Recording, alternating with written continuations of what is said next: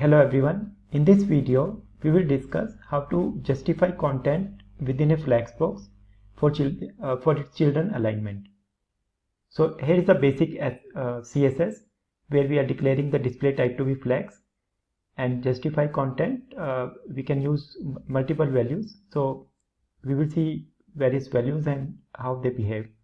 So there are total five values for justify content. Flex start. In that case, all the children in the flex will be left justified. Flex end, it will be right justified.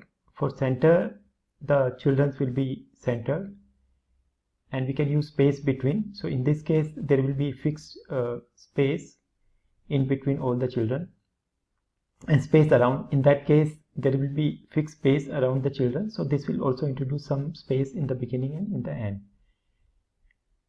And here is an example, the full HTML and CSS, where we have 4 children in the flex container, and we can see depending on the various values how these behave.